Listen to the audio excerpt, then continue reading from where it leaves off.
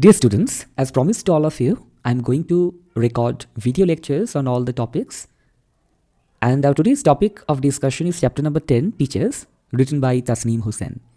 Now, Tasnim Hossain was a Bangladeshi writer who was born and brought up in Australia.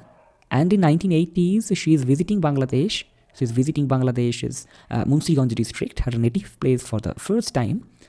And in the first slide, let me tell you that what you may expect from this poem. What this poem talks about. This poem broadly talks about the experience that Tasnim Hossain accumulates during her visit to a Bangladeshi girls' primary school. There she finds that the girls comes from a very poverty-stricken background. Still, they are very determined and positive about their lives, and they are serious about education. They have to do a lot of things. They have to contribute in the maintenance of the household chores. They contribute to the money-making process for their family. They take care of their young siblings, and at the same time, they regularly comes to school. Why? Because they consider that education is the only means through which they can come out of their current status of life. Okay, and that is why the poet is stressing upon the role of teachers, because teachers are the sole motivators that these girls can find in their lives. So teachers can be a good role model to them, who can motivate them to dream big and achieve that. So these are the things that you can expect from this poem. Let us move forward, and I hope you are following the book. So come to page number 119. And first of all, I'd read some portion from the poem, and then I'd explain that portion. So let me read it first. Read with me. Okay. As you are in a video lecture, you can read with me. So let us start. Teachers, written by Tasnim Hossain. A hometown long left behind, in a country almost foreign now, where sounds are louder and colors are brighter, and voices clamor and surround. Listen to those dreams, burning like rubbish in dead-end streets, whispering like smoke blown on the breeze. Talk to the children. Walk into a school, surrounded by clogged canals and the angles of alleys. So here, the poet is talking about her native place, that is Munshiganj district of Bangladesh. She is saying that a hometown long left behind. That means her hometown is Munshiganj district of Bangladesh, that she left many years back. And as she left that hometown many years back, it seems to her almost foreign now. Though it is her native place, it is an alien place to her right now.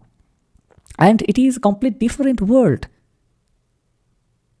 from the Australian setup where she was born and brought up. It is a completely different world where everyone is busy and you can experience clamor. Clamor means sounds everywhere, sound of these and that. Someone talking, someone is kind of honking. So you can experience a kind of noisy setup over here. And here she is visiting a girls' primary school. Why? Because she wants to learn about the status of girls' education in a third world country like Bangladesh.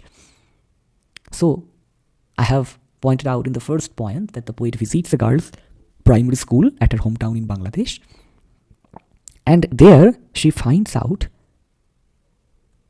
that their dreams, the dreams of these girls, are being neglected, just like the burning of rubbish. Here you can find a figure of speech that is called simile. Here, the dreams of the underprivileged girls are compared with the burning rubbish. Rubbish means waste material. If someone is burning the waste material, we do not care for them, right? And here, why this burning of rubbish material is compared to the dreams of the underprivileged girls? It is because that nobody cares for their dream. Nobody motivates them. Nobody wants that they dream and be something. And that is why the poet here is comparing the dreams of the underprivileged girls with the burning of rubbish. And she talks to the children. And if you just follow the lines, the whispering like smoke blown in the breeze, it means that everybody understands that it is very important to listen to the dreams, learn about the dreams of these girls, but their dreams are broadly ignored. But they're ignoring, all of them are ignoring. And while describing or explaining this poem in the class, I told you all that here these clamors can be compared to the male voices under which the soft female voice, the dreams of the girls are being submerged, are being repressed, right? And that is why this becomes very much important. Now, please notice the location of the school. It is written that the schools are surrounded by clogged canals and the angles of alleys. Now, what does these lines suggest? These expressions suggest that the access to education for these underprivileged girls are not that easy. They are surrounded by very dirty canals like drains, and it is very much hard for these girls to access quality education. They have to struggle a lot in order to access quality education. So if I summarize this portion in 2 lines, then I may say that here the poet is trying to describe her experience about visiting a girls' primary school in Bangladesh that is situated just beside a clogged drain, a blocked drain, clogged canals. And nobody is paying heed to the dream and aspiration of these girls, these underprivileged girls who are studying in these schools. Here, the poetess has used a very important figure of speech, that is a simile, to compare the dreams of these girls to the burning of rubbish, to highlight the fact that their dreams are broadly ignored. Now let us move to the next part of the poem. Let me read it first. The girls with a little money get to see a little further, get to dream a little bigger. Doctor, dentist, maybe lawyer. The others, the ones who can't afford uniforms, but at least they still make it to school through the struggles and the shame, teetering on that one good track. The daughters of milkwalas, rickshawalas, and the man who hawks pots on his back, all these girls want to be, every last one, teachers. Now in this portion of this poem, the poetess is talking about the dreams and aspirations of these girls. She is saying that those girls who have some portion of money, who belong from the middle class background, who have some money, they dream to become doctors, dentist, or lawyer. On the other hand, those girls who belong from a lower middle class background, or you may say lower class background, labor class background, who cannot afford uniforms, they also come to the school. It is not at all easy for them to manage education with all their other responsibilities. Still, through the struggles and shame, somehow they come to access education. Here, the poetess is talking of the daughters of milkwalas, the daughters of rickshawalas. She is talking about the hawkers who hawks different sorts of things in the street, who cannot afford their daughter's education. Still, these girls come to school. They may not afford uniforms, they may not afford to buy uniforms, but they're coming to school regularly. Now the question is, why they're coming to the school regularly? The answer is, they think that education is the only means through which they can come out of their situation, of their present situation. They come from a very poverty-stricken background where their parents cannot provide them safety, security, basic things like food, basic things like proper clothing, basic things like accessories, books, copy. But they think that if we can manage to go to the school, through the means of education, we can elevate our life condition. And that is why, in spite of their poverty, they're coming to schools regularly and studying hard to make their dreams reality.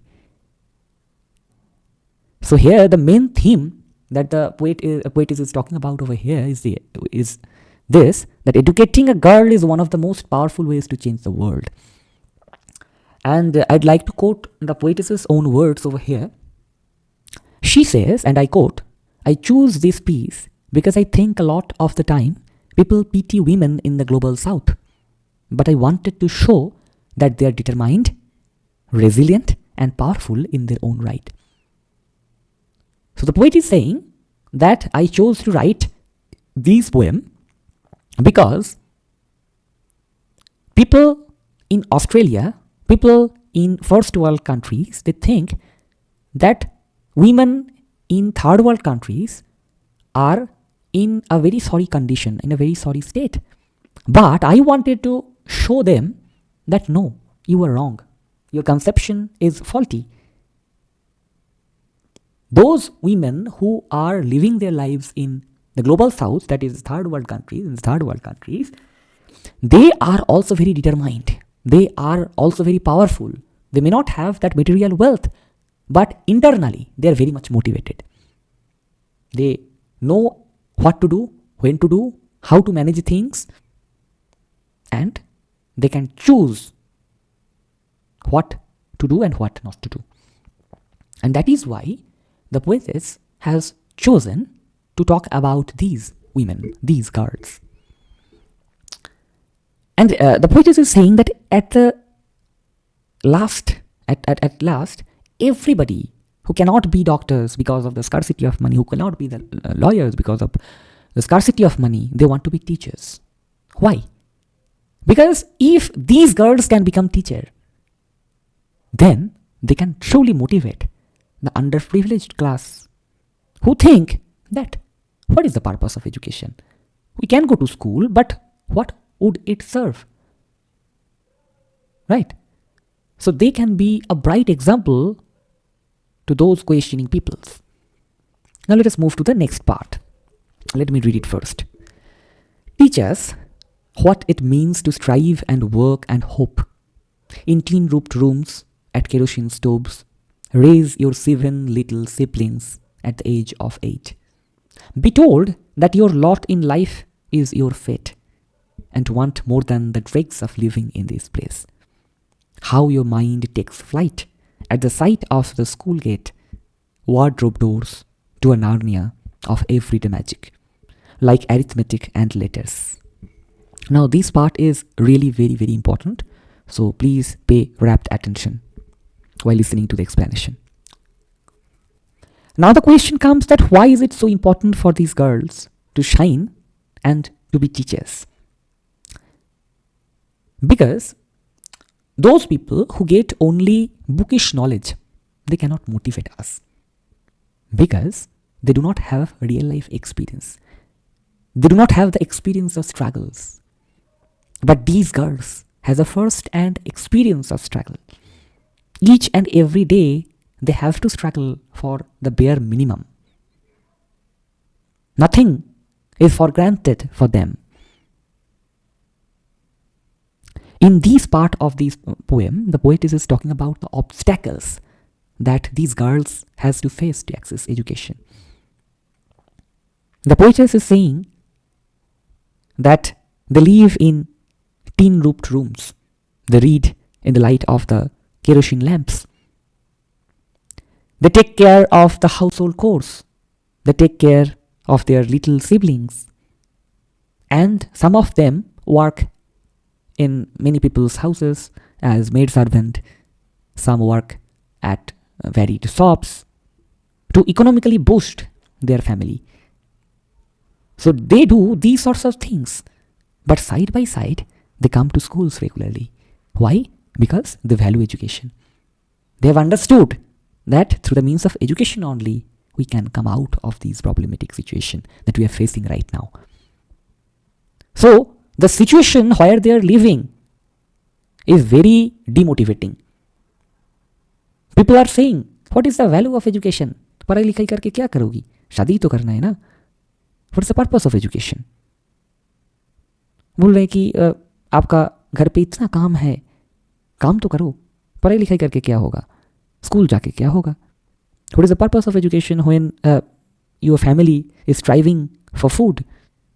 What is the purpose of education when there is nobody to take care of your little siblings? What is the purpose of education when you do not have a proper home to live, when you are living in a place that is very unhygienic? What is the purpose of education? So you can see that the context is not very supportive for girls' education. Still, they are somehow managing to come to the school because they do not want to die in this state in which they are living. They obviously have born in a very poor family, but they do not want to die as a poor person. And I would like to recommend you a film that is Neil Bhatte's Sannata, that released in 2015 after the examination gets over. If you can find this film anywhere, I would strongly recommend you to watch this film. Okay. So coming out of that part, let me describe before you what does it mean by wardrobe doors to Narnia. So Narnia is a fantasy world created by famous writer C.S. Lewis. What is fantasy world? You can say it is a dreamland. Okay. So in this part of the poem, the poet is kind of comparing the wardrobe doors to Narnia to the school gates.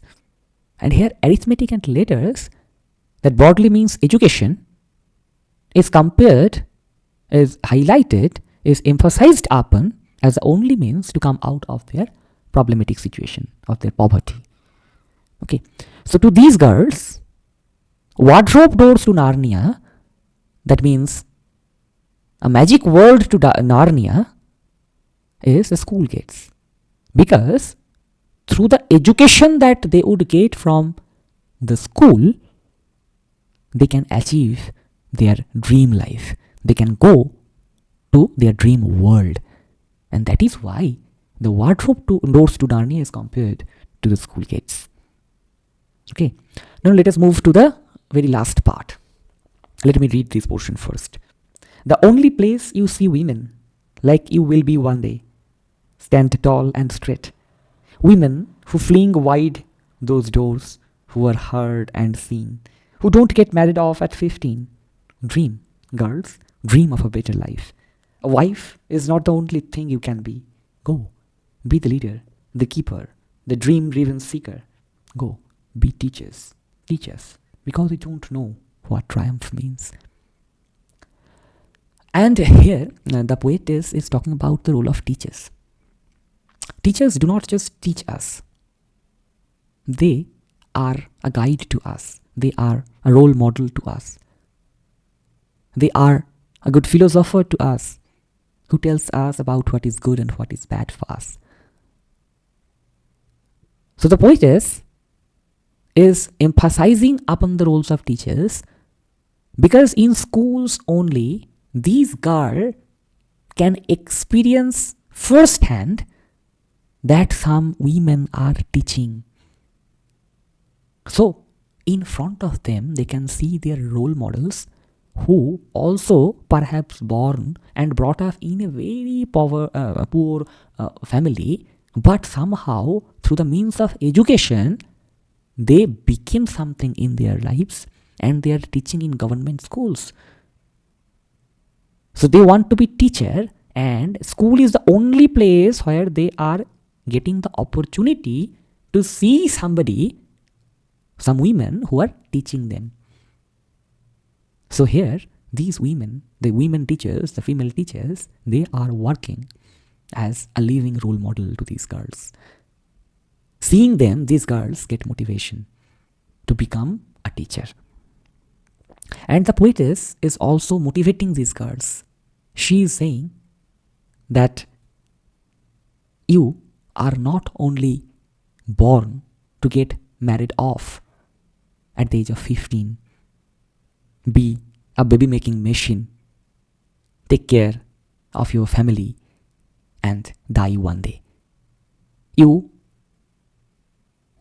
are born for something more meaningful things to do. So, always dream big and strive to make that dream a reality. And that is why the poetess is saying that dreams, girls, dream of a better life. A wife is not the only thing you can be.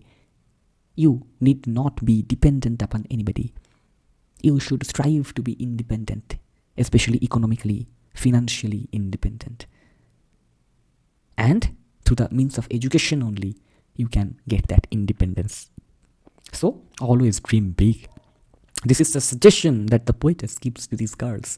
And sky is the limit. Always dream big and work hard to make that dream reality. And be a bright example of how education may change one's life for the better.